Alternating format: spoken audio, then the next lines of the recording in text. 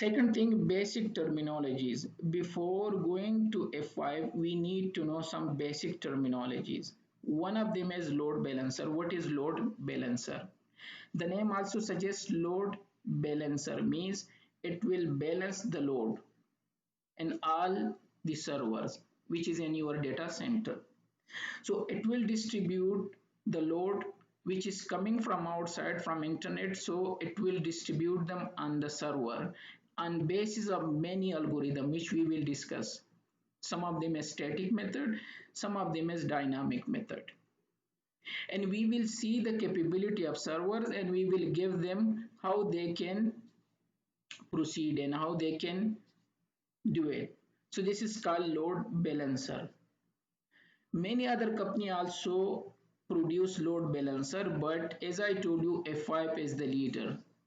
And everywhere 90% you will find F5 load balancer because one of the easy one, very good GUI, and you can handle them so easy, not like other load balancer. So basically load balancer has three main functions. One of them is monitoring the server which is in your data center, acting as a proxy, and also load balancing. So load balancer, the one which we will discuss, LTM, is not only do a load balancer, but it will do so many other things as well, which we gonna discuss later on. That load balancer which F5 have is many capability, but I'm talking about generally. So load balancer work like a reverse proxy. What is reverse proxy? We will discuss again a bit later. It get the information from outside. So it means load balancer is the main one which will receive the traffic. Load balancer is the listener to take the traffic from the outside users and distribute to the inside servers and get the information from inside server and give it to the users, just like this one. Suppose we have our own application inside our data center. Our web server may be our whatever our servers, our database server, storage server. So when the people access from internet, they will hit the load balancer. There is a virtual IP. They will hit that virtual IP, which we will discuss. These guys gonna think that we are accessing the server directly, but basically load balancer is distributing that on the server and get the response and sending back to the server. That's why we say load balancer is a reverse proxy. So it means the load balancer has two connections. One is from outside to load balancer and from load balancer to the servers. So this is called a load balancer. Now coming to what is proxy. This is a English word. Proxy means a normal word we also using in college, universities. We already done for our friends and colleagues. We done a proxy. Means to do something behalf of another. We call them a proxy. If you do something and act on behalf of others, we call them a proxy. So proxy is basically a do communication based on some other entity, so we call them a proxy. So it's like a gateway between two things. It's like a middleman between two things. It get request from client and give it to the servers. Either it get response from the inside and give it to the internet. And also in some point proxy keep the detail as well, and maybe some proxy can authenticate as well. Hello.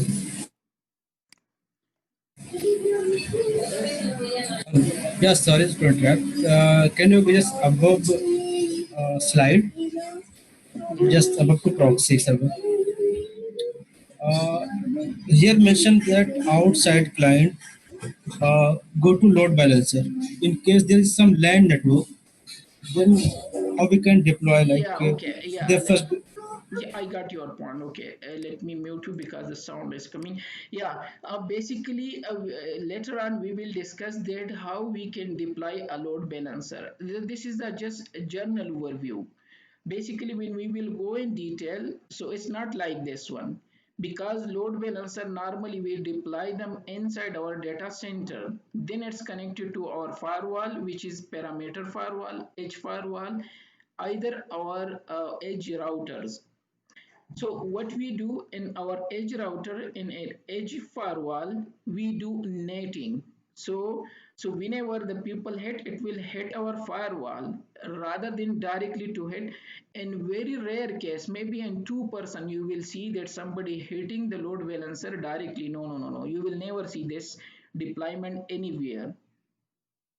This is just a general overview I'm giving you how the load balancer working. So to give you overview, so I say it's going to hit this load balancer, but in real world it's not like this one, which we will discuss because this is our first class. So if I go in more details, so the student who don't know anything, so they're gonna confuse and they will say, okay, leave it. This course is not for me. So okay. So I was talking about the proxy. So if you are doing something behalf of another, so we call them a proxy. Proxy do authentication as well.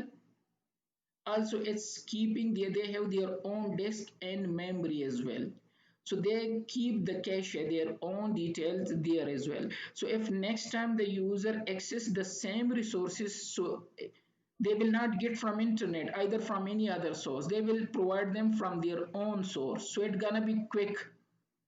But also a proxy in the middle is like a single point of failure, and they have some advantages as well.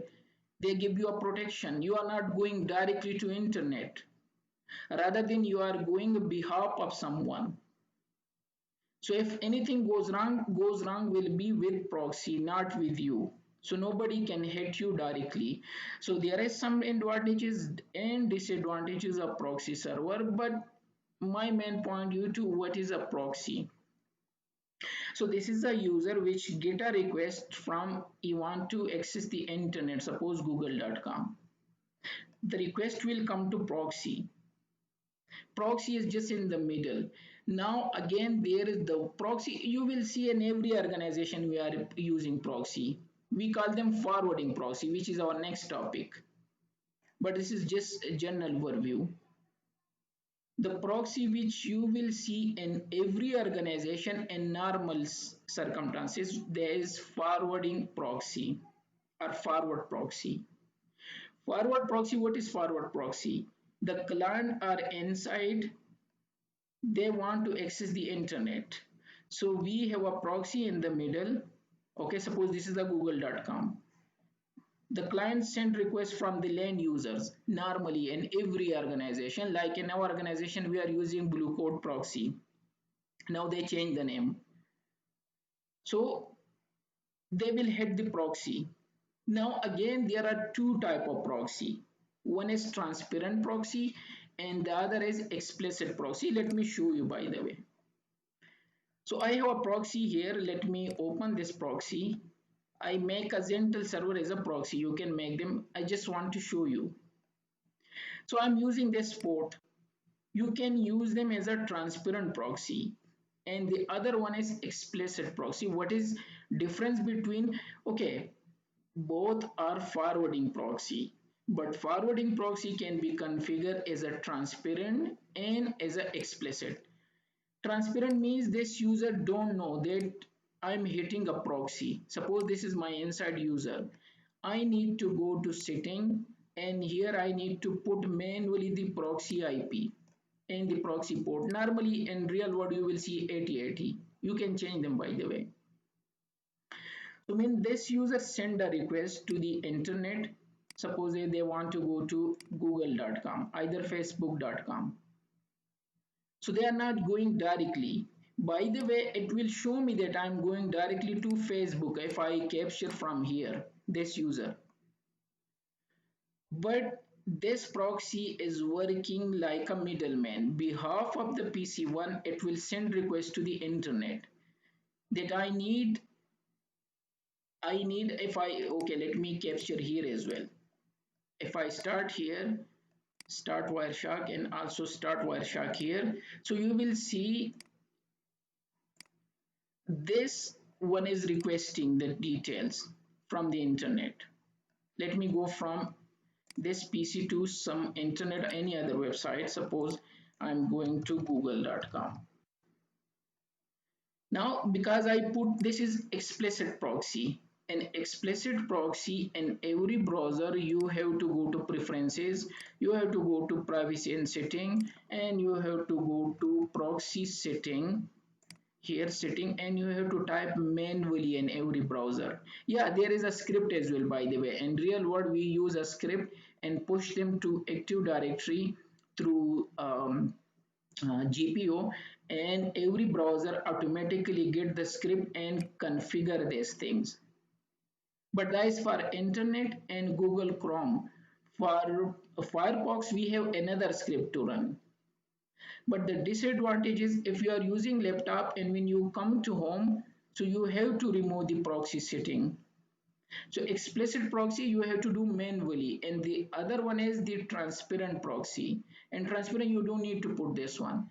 The router will do for you the job, either the firewall. But anyway, I'm not going to the detail because our topic is something else. I just want to show you that how the proxy is working. So this is my first traffic, which is from 0.2. So if I apply the filter, so 0/2 is this user, this one 0/2. He want to access internet, so this traffic will go to the proxy, forwarding proxy. That's why we call them forwarding proxy. And behalf of 02, it will request to the internet. If I say here the outside IP of this one is 114. If I show you, by the way, I need to put the IP details so that you know, but I just want to show you. Let me enter. Okay, so these are my 114.100 outside WAN IP. So the WAN IP will request, if I say 100, here is 100. Let me go to capture the 100. Yeah, this one. So I can show you only 100 because so many traffic is going. Oh, let me stop it. It's okay. And let me go to 100.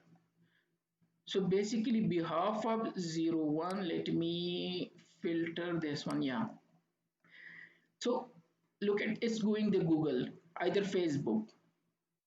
So it means the traffic came from here because in the browser we explicitly define this 192.168.0.1 explicit proxy. The traffic will hit this one, and also it will keep the cache as well. So if next time another user want to go to Facebook, so rather than to go outside and given the traffic, it will take and give it to from here. So it's act like a cache as well, and you can see the cache as well. If I go to here, there is a cache as well, and it will keep the detail. If I have somewhere I didn't configure cache, if I go to, no, let me make them bigger. There is a cache configuration. I just need to show you that if you want, you can configure to cache all these detail for the next time. So when they visit the same website, so they will give them from their local storage. Yeah, this one. You can exempt some website, and also by the way it has to show me. So let me go to logs. So it will keep all the records which is not showing. Let me see. No, so the logs is not yet come because it takes some time in this one, in this server, the which I configure. But let me show you this way. So the traffic came here, it will hit this one. Behalf of this, it will go outside and take the Facebook, come back and give it to him. So this type of proxy, we call them forwarding proxy. And proxy means behalf of something. So behalf of PC1, we are going to outside internet, taking the traffic and giving back. Okay, so this is called forwarding proxy, and we can configure them in two ways, transparent mode and explicit. Now going to reverse proxy. Why I'm telling you all these proxy? because the load balancer which we will work on it, that is working like a reverse proxy. So you have to know what is proxy, what is forwarding proxy, what is hop proxy, and what is reverse proxy. Now coming to reverse proxy is totally different than forwarding. Forwarding is one way, just taking the traffic, going outside, take the traffic and give it back. But here in reverse proxy, the situation is different. The client is coming from outside. Here the client was going from inside to outside. And this type of proxy you will see in every organization, like a WSA, Cisco one. WSA is also forwarding proxy, Blue Coat proxy, and so many other. But these two are the famous one which you will see in every organization. But in case of reverse proxy, the traffic is coming from outside. It will hit the proxy server, which is our load balancer. The virtual IP will be hit and it will distribute the traffic on different servers and will take the traffic and will give it back to the client. So it's doing two type of things. So that's why we call them a reverse proxy. And maybe if I have put the reverse proxy image somewhere, which is I believe here, no, it was somewhere I put them. Okay, when you will see the LTM, so you will see the proper definition of reverse proxy. I will capture the packet and will show you. So in reverse proxy, there is two connection basically. Connection between the server and the proxy and the proxy and the client. So that's why we call them reverse proxy, which is our LTM, working as a reverse proxy. And when we start the lab, I will show you through Wireshark that there is two connection developed. The next one is full proxy. And the one which I show you reverse proxy, in another word, we call them a full proxy as well. Okay, I was showing this image. Now this is big IP. So it's working like a reverse proxy, but when they are working as a full, so we call them a full proxy. Why? Because they are creating two different connection. The client from outside to hitting the virtual server and from the big IP to their storage and server. So we have two different connection. So in this way, we call them a reverse proxy as well, and also we call it a full proxy. And there is hop proxy by the way as well, and so many other proxy. Just to give you an overview. And when we go to lab, so on the first lab, I will show you this capture from the Wireshark. So when somebody from outside hit our load balancer and from load balancer to our storage, so you will see two connection. What is sync acknowledgement? I will tell you a bit later. So this is called full proxy. And a F5 load balancer, which we gonna discuss, is a full proxy device. Now going to another terminology, that is TCP three-way handshake. Before going to this course, you have to know about what is TCP and what is three-way handshake. So basically TCP is working as a reliable protocol, as you know, as a client server architecture. So they are using three terminologies when they are establishing connection: sync acknowledgement, and find. Find to terminate the connection when you close your browser or when you close your TCP connection. So the first three are to connect and establish connection. The first packet, it will set a sync. Then the other side will respond with acknowledgement, and then this side will acknowledgement with sync acknowledgement. And if you want to terminate, it will be fine. So let me show you from Wireshark. Let me go to my Wireshark. Okay, let me on this one, the thing which I'm connected through Wi-Fi. So let me capture my Wi-Fi interface to show you three-way handshake. So this is my Wi-Fi, and let me go to any browser and connect a TCP three-way handshake. Okay, so let me go. Yeah, so Google, so it's enough. There will be Google. So let me stop this one and filter TCP. So in TCP, you will see the first packet is sync. So this is sync, the first packet.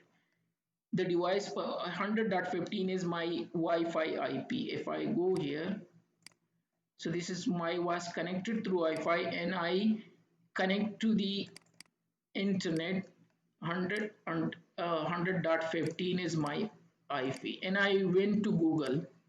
So the first packet it's sent through TCP is a sync packet. Google answer me with the acknowledgement. Okay, this is client server architecture with acknowledgement.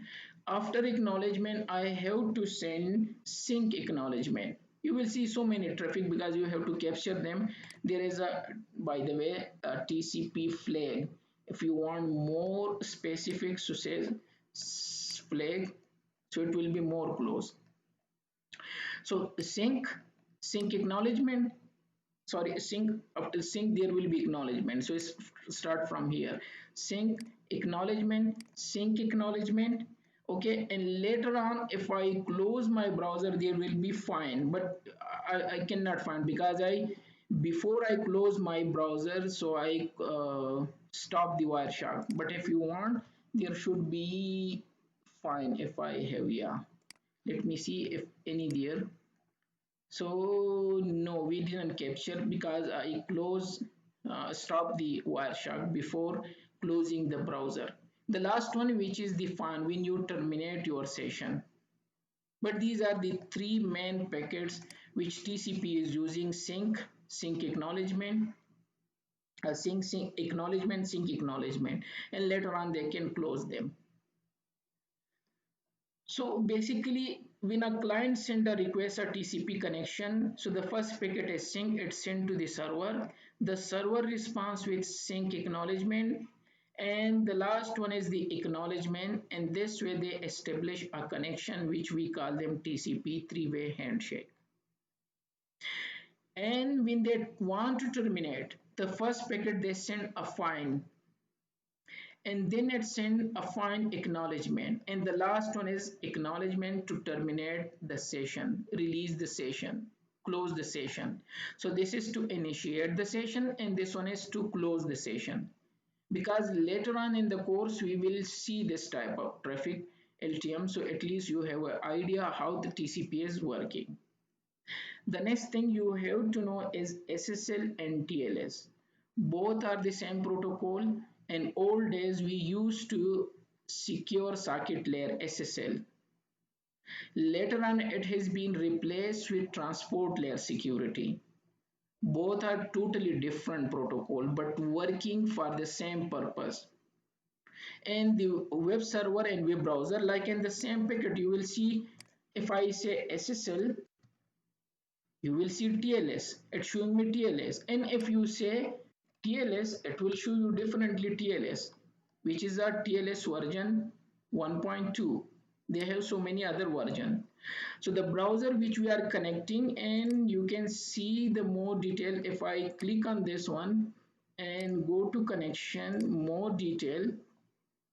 So here you will see the next generation TLS detail, which said TLS they are using this SHA, this one, and this are the key, and TLS 1.3 and this certification. So in the every browser when we going to connect and using the client server architecture, these are in more detail in my other course.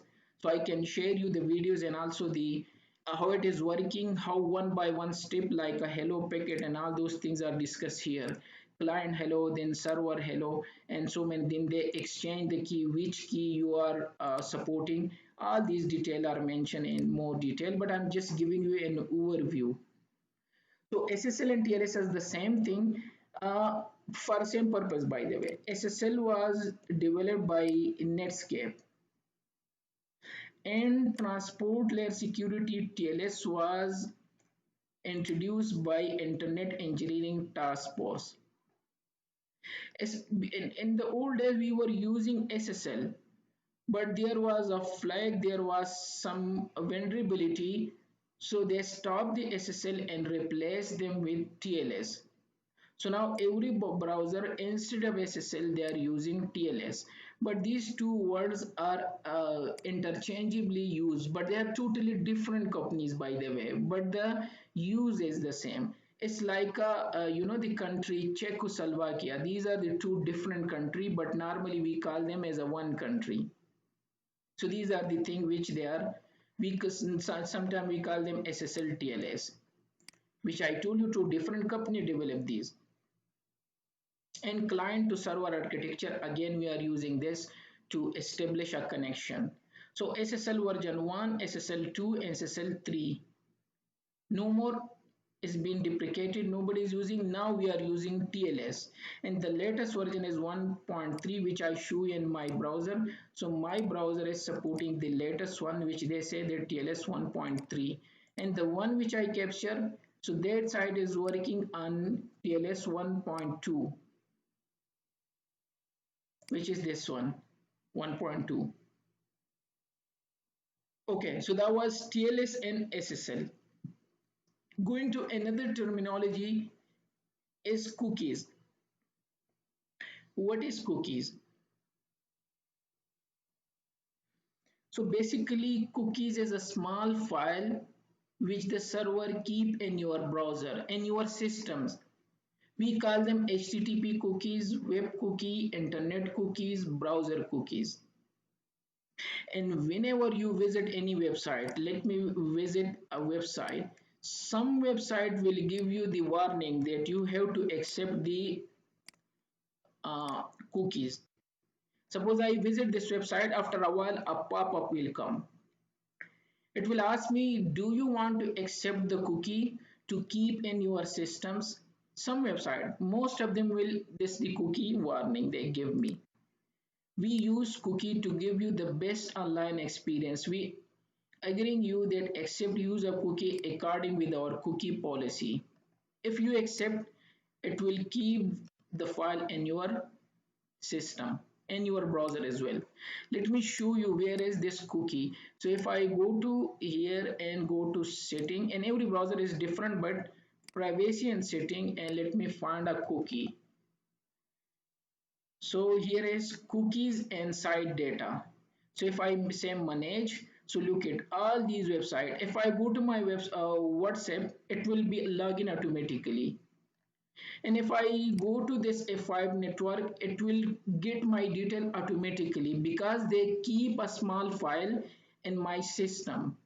So whenever I visit again, the cookies get my detail from that location. Where is that location? So rather than to go step by step, I save it here. That is in your local file, this directory, and you see user, your username, app data, you have to on the hidden file if you want to see them. Then local, then Google, then Chrome. If you are using Firefox, then go to that one. If you enter here, you will see a small file with txt cookies. Let me go to cookie file, this one. I didn't keep this file.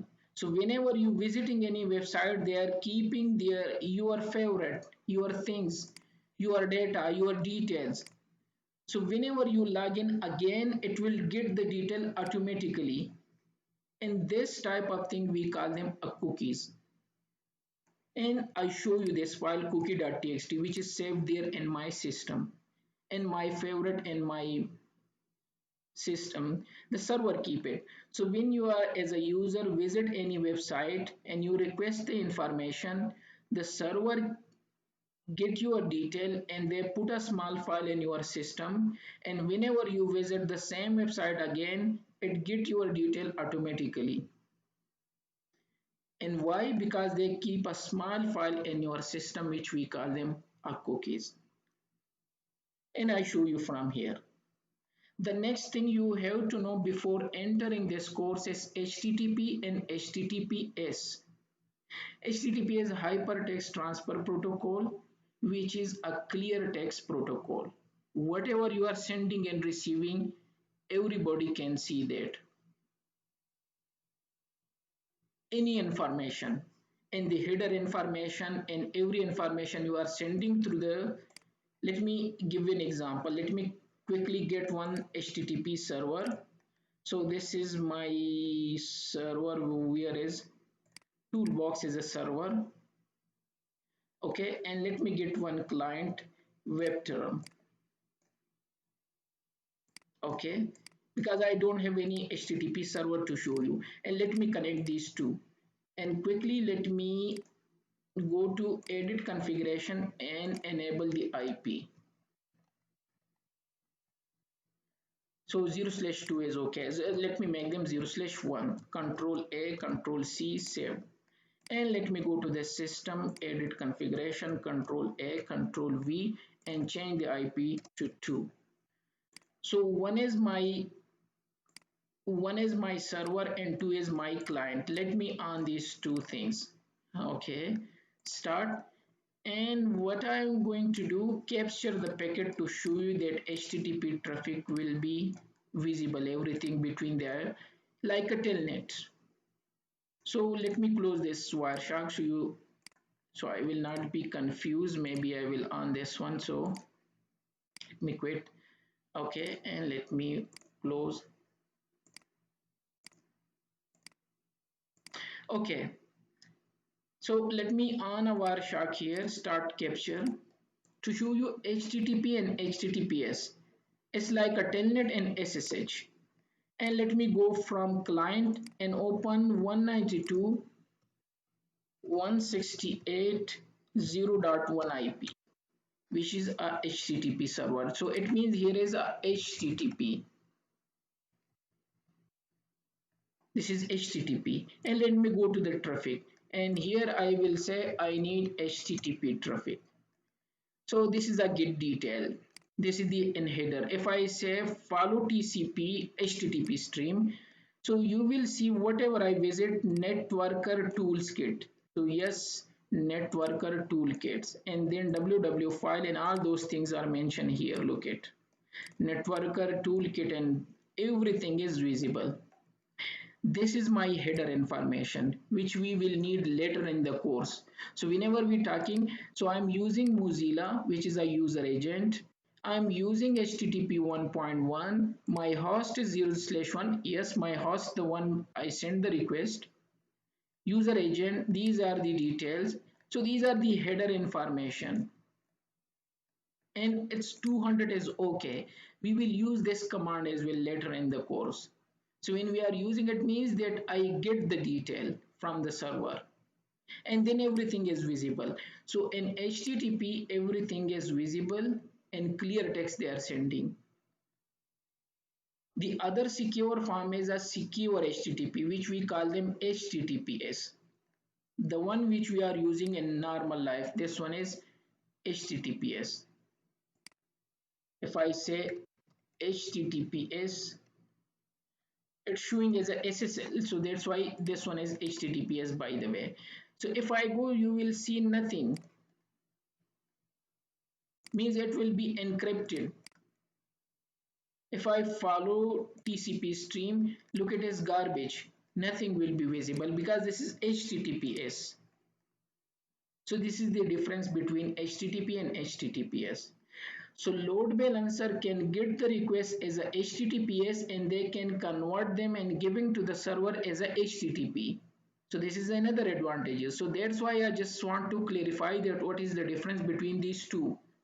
So in the lab, we will perform one lab that the traffic will coming as a HTTPS because in HTTPS there is a certificate involved, client and server certificate, and encryption and decryption involved. So those things will do by our proxy and it will give the clear text to our server. So there will be no load on our servers. The other thing you need to know is TCP and UDP. You already know from CCNA, a small level network term. TCP means transmission control protocol, which is the abbreviation, and UDP is user datagram protocol. Both are the two main protocol which we are using. Now you will see what is protocol. Protocol is means um, set up rules and regulation. Now I'm talking in English and you understand this English because we both know the language. So that's why you understand. So this we call them a protocol. By the way, there is 255 protocols. Let me show you the list.